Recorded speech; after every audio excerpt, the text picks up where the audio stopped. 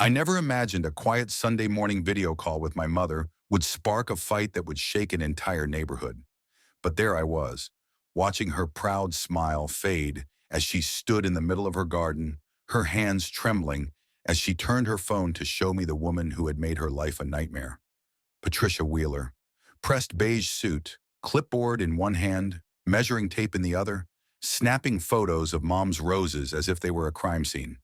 "These are in violation," she declared, her voice cutting through the phone like nails on glass. "Section 8.2 of the HOA guidelines. They're too close to the sidewalk by half an inch." She didn't just point it out, she threatened fines. "You've got 48 hours to fix it," she said, flashing a smile that wasn't a smile at all, "or it's $100 a day." I told Mom not to worry, I'd pay the fines. I figured it was the simplest way to keep her stress low while I ran my company from thousands of miles away. At the time, I thought Patricia was just another overzealous rule enforcer. I was wrong. That inch and a half of roses was only the beginning. Over the next week, Patricia found more violations. My mom's antique mailbox, the one my father had built with his own hands, was suddenly an issue. Non-standard design, Patricia wrote in her report. The wind chimes that Mom had hung for years, now labeled as noise pollution. Even her collection of garden gnomes, which she'd added to lovingly for decades, was suddenly against visual harmony guidelines. Patricia made a routine of it. Each morning, ruler in one hand, her phone in the other, she'd do her rounds. But she lingered longest at my mother's home. Neighbors noticed. They whispered about how obsessed Patricia seemed, but no one did a thing. Not after they saw what happened to the Johnsons when they challenged one of Patricia's decisions. Fines doubled, appeals lost. Their mailbox disappeared overnight. It was easier to keep your head down. I was in the middle of finalizing a major merger. My tech company was on the brink of something huge. Every time I landed in a new city, I'd see another email from Patricia, another notice, another threat. Mom tried to handle it alone, but arthritis made simple tasks difficult. She stopped going to her garden club. She was embarrassed, she said. She didn't want the others to know she was drowning in citations. Then came the night that changed everything. Mom called me sobbing. Patricia had posted photos of her garden online, calling it an eyesore and claiming it was destroying neighborhood property values. She humiliated my mother in front of everyone. I snapped. Patricia had no idea who she was dealing with. She thought I was just some son who'd pay her off to make problems disappear. But I just closed the sale of my company for millions. I didn't need to throw money at her. I could outmaneuver her, outthink her, and outlast her. That night, as I booked a flight home, Patricia sent me an email. She'd arranged for a contractor to come by and fix Mom's landscaping for $23,000. And of course, the only approved contractors were on her list, all charging triple the going rate. I replied simply, "I'll handle it in person." I wasn't coming with a checkbook. I was coming with a plan. When I arrived at Mom's house, the first thing I saw was another certified letter from Patricia. This time it was about Mom's American flag. 2 inches too low. $500 fine. 48 hours to fix. I made tea while Mom tried to keep her hands steady. She told me Patricia had stood in her driveway for half an hour the day before, measuring her roses and muttering about declining standards. When Mom asked her to leave, Patricia had the nerve to suggest she move into a retirement home. Then flyers showed up in every mailbox. Patricia was calling an emergency HOA meeting. She claimed serious violations were threatening property values. Of course, she scheduled it for when I was supposed to be in Japan, closing a massive deal. But I wasn't going anywhere, not now. That afternoon, while helping Mom tend her roses, I saw Patricia in her backyard hosting what looked like a tea party. But this wasn't a casual get-together. Mrs. Anderson and Mrs. Thompson from the HOA board were there, and I recognized a few other neighbors. They were pointing at a map, our neighborhood, and at specific houses. Ours was one of them. That night, I checked the security cameras. Sure enough, Patricia had been sneaking onto my mom's property after dark, nudging her potted plants closer to the sidewalk, then photographing them in the morning as proof of violations. I was furious, but I didn't let it show. I needed more evidence. The next week, while Patricia was at work, I brought in a professional landscaping team. We made sure every inch of Mom's yard was flawless, every bush trimmed to regulation height, every garden gnome strategically placed. There was not a single thing Patricia could use against her. When Patricia came home that evening, I watched from the window as she walked circles around the property, ruler in hand, desperately searching for something to fine us for. But there was nothing. She was fuming. That's when she took things online. Patricia started posting about rats in our yard. She hinted that Mom was feeding vermin. And when other neighbors defended my mother, their posts mysteriously vanished. Then those same neighbors found anonymous complaints about their own properties in their mailboxes. Patricia was tightening her grip on everyone. But I had something she didn't know about: time and resources. Then came the most outrageous demand yet.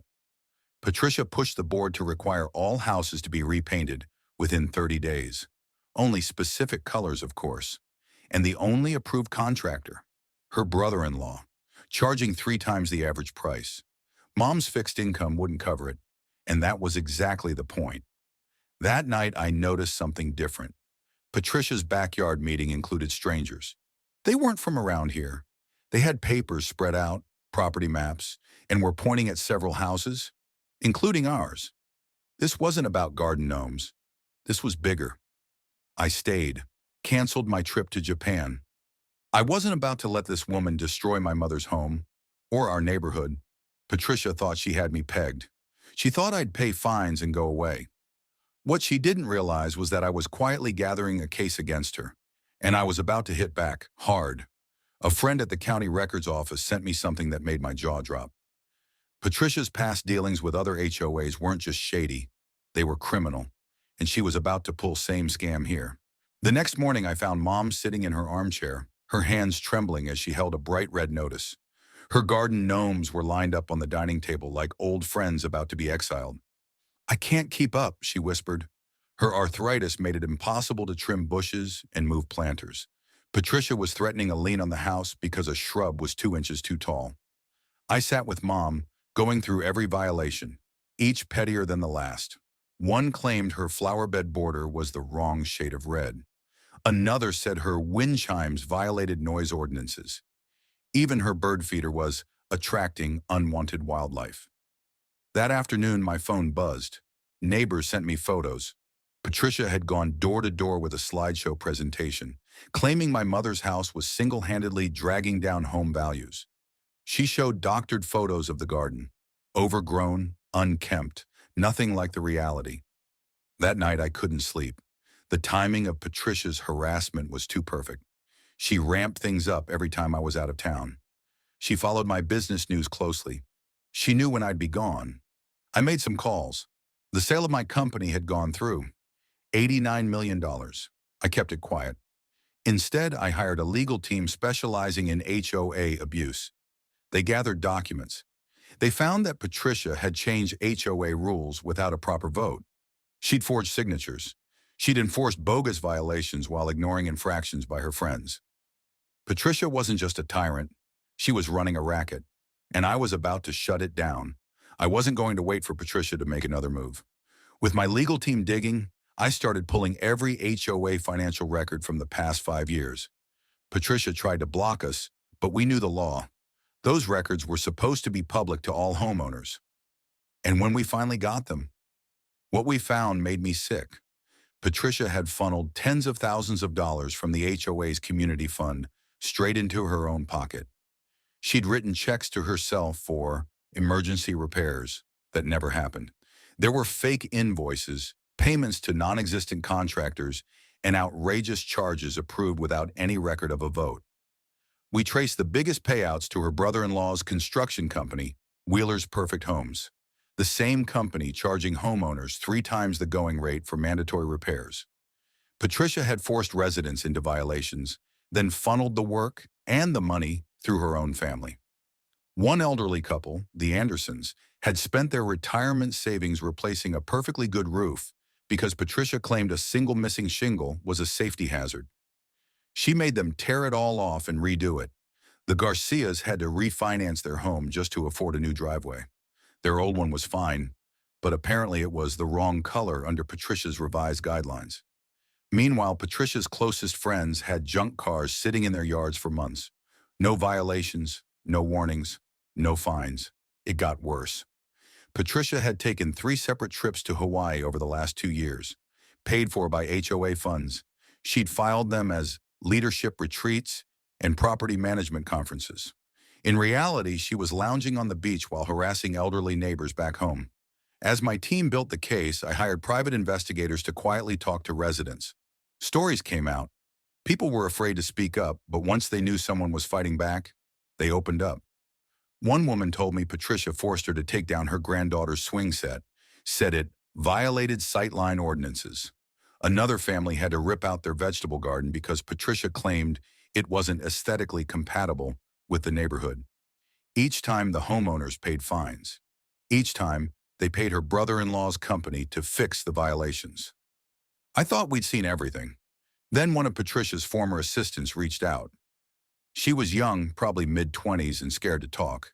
But she had something important. Emails, dozens of them. In those emails, Patricia bragged about how she was cleaning up the neighborhood by forcing out older residents. She targeted people who were vulnerable. Widows, retirees on fixed incomes, anyone who didn't have the strength or resources to fight back. She specifically said she wanted to refresh the neighborhood with wealthier families. She was driving people out of their homes. I called an emergency meeting with the rest of the HOA board. I left Patricia out of the invite.